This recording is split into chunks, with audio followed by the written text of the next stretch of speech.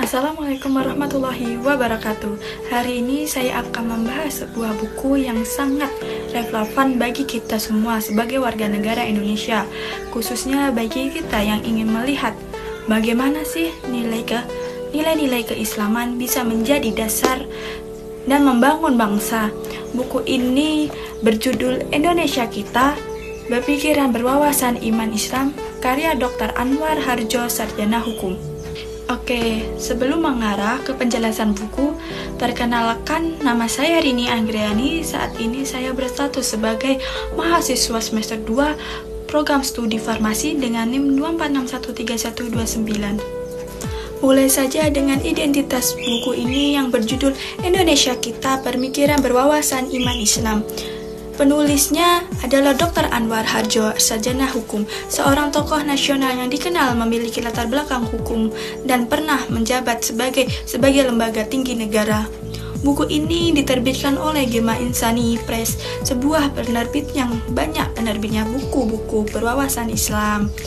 Sebagai seorang akademis dan negarawan, Dr. Anwar Harjo sangat memahami bagaimana hubungan antara nilai agama, hukum, dan kehidupan negara.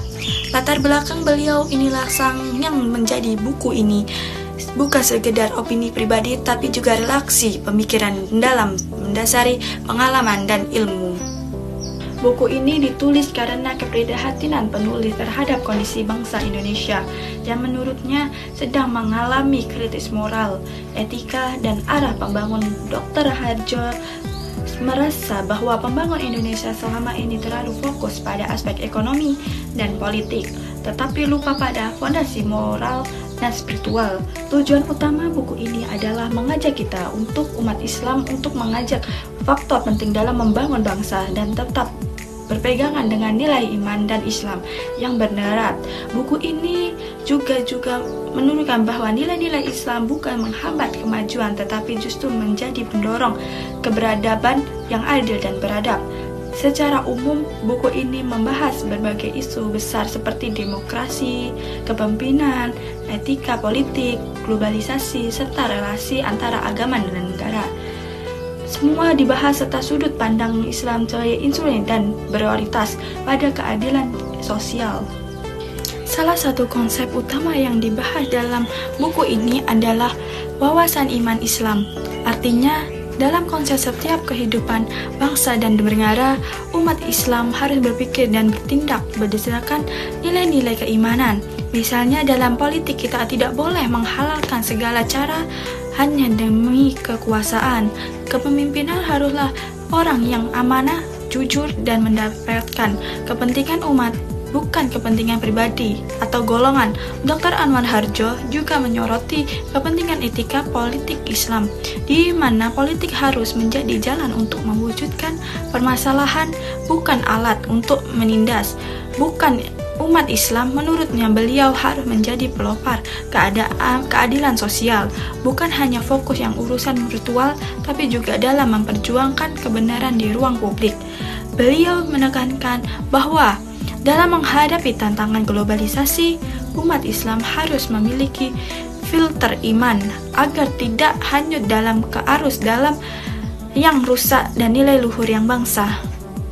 Dalam pandangan Dr. Harjono, umat Islam di Indonesia memiliki peran strategis karena secara kualitatif merupakan mayoritas.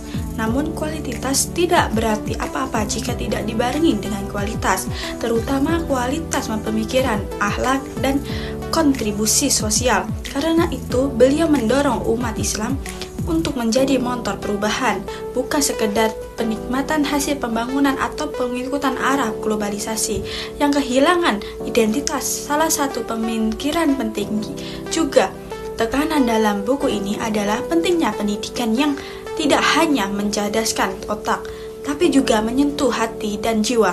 Pendidikan hasil kelahiran generasi yang generatif yang tidak mudah tergonang oleh kekuasaan uang dan pentingnya sesaat. Disinilah penulis meritis sistem pendidikan nasional yang cerdas, cenderung, dan juga nilai-nilai spiritual. Padahal di pendidikan itu tidak benar, yang benar seharusnya membentuk manusia seutuhnya. Dr. Harjono juga menyinggung bagaimana sistem hukum dan perundang-undangan terus harus lalai nilai-nilai moral dan keadilan. Hukum yang kering dan etika hanya akan menjadi alat kekuasaan, bukan instrumen keadilan. Dalam hal ini, beliau berwanasan memiliki hukum yang dilandasi oleh nilai-nilai Islam sebagai alternatif bagi sistem hukum yang seringkali tumpah ke dalam namun tajam ke bawah. Pemikiran beliau secara seluruhan menekankan bahwa yang membangun Indonesia kuat dan martabat. Umat Islam tidak boleh disikapi reaktif dan positif. Sebaliknya harus positif memformulasikan gagasan, bangunan generasi sosial dan menghadirkan solusi nyata di tengah masyarakat. Semua itu harus tentu ditandasi oleh pemitisan terhadap iman dan akhlak agar membangun tidak kehilangan ruhnya sebagai bentuk pengabdian kepada Allah dan pengabdian kepada sesama manusia. Dan di dalam buku ini memiliki analisis kritis atau kelebihan dan kekurangan. Dari sisi ini dan gaya penulis, buku ini memiliki banyak kelebihan. Bahasan jelas, mudah dipahami, dan penuh nilai-nilai kebangsaan yang menginspirasi gagasan-gagasan yang sangat disampaikan sangat relevan, terutama bagi generasi muda yang ingin melihat peran Indonesia dan dunia modern. Namun demikian, buku ini memiliki beberapa kekurangan sebagai gagasan masih disampaikan secara normatif dan kurang dibarengi secara contoh karakter dan studi kasus yang bisa langsung diterapkan. Selain itu, pendekatan filosofis dan konseptualnya terkadang membuat pembicara awan perlu waktu untuk lebih memahami maksudnya, tetapi juga secara keseluruhan buku ini tetap layak dibaca oleh siapa saja yang peduli dengan masa depan Indonesia. Secara pribadi, saya merasa buku ini sangat banyak pelajaran penting. Saya sadar bahwa sebagai mahasiswa tidak hanya dituntut cerdas secara akademis, tetapi juga harus memiliki nilai dan prinsip yang kuat. Buku ini menyadarkan bahwa membangun bangsa tidak cukup dengan nilai pengetahuan, tapi juga harus dengan keimanan dan akhlak mulia. Saya juga semakin yakin bahwa Islam bukan hanya urusan ibadah, tapi juga pedoman dan mengatur kehidupan sosial, politik, dan ekonomi. Kita harus menjadi agen perubahan yang membawa nilai kejujuran, keadilan, dan kepedulian ke tengah masyarakat. Buku ini memberi saya motivasi untuk tidak seapatis terhadap kondisi bangsa. Sebaliknya, saya mendorong untuk menginvestasi aktif dengan cara saya sendiri dalam membangun Indonesia yang lebih baik, Indonesia yang berwawasan iman Islam. Buku ini juga memperkuat keyakinan saya bahwa interaksi antara nilai-nilai keislaman dan kehidupan bernegara bukan hanya mungkin, tetapi juga sangat diperlukan. Dan konteks Indonesia yang plural dan demokratis, pendekatan Islam yang instruktif dan keadaban seperti yang ditawarkan Dr. Anwar Harjo bisa menjadi jabatan untuk membangun harmoni sosial tanpa mengorbankan prinsip keimanan. Akhirnya, membaca Indonesia Kita, pemikiran berwawasan iman Islam mengajak saya lebih kritis dan refleksi dalam melihat dinamika bangsa.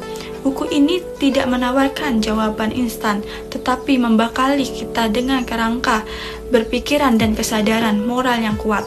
Sebuah kebacaan yang layak dijadikan bahasa diskusi, terutama bagi kelangkaan muda yang ingin berkontribusi dalam membangun bangsa melalui cara yang benar dan berkelandasan nilai.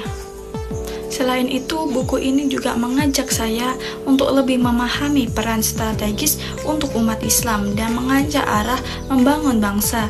Kita tidak boleh hanya menjadi penonton atau pengikut arus, tetapi harus aktif memberikan solusi dan menjadi contoh dan kehidupan bermasyarakat. Nilai-nilai seperti kejujuran, tanggung jawab, dan keadilan yang ditekankan dalam Islam sangat relevan untuk menjawab tentang zaman. Saya belajar bahwa Menjadi seorang instrumental muslim berarti tidak hanya unggal dan bidang akademik, tetapi juga memiliki kesadaran sosial dan komitmen moral. Buku ini menjadi peringatan bahwa perubahan sebesar mulai dari kesadaran individu untuk hidup berdasarkan prinsip yang benar. Maka dari itu, setelah membaca buku ini, saya merasa lebih mendorong untuk lebih belajar memperbaiki diri dan berkontribusi secara nyata dan bagi Indonesia yang kita cintai. Demikian ulasan saya tentang buku Indonesia Kita, Pemikiran Berwawasan Iman Islam, karya Dr. Anwar Harjo, sarjana hukum.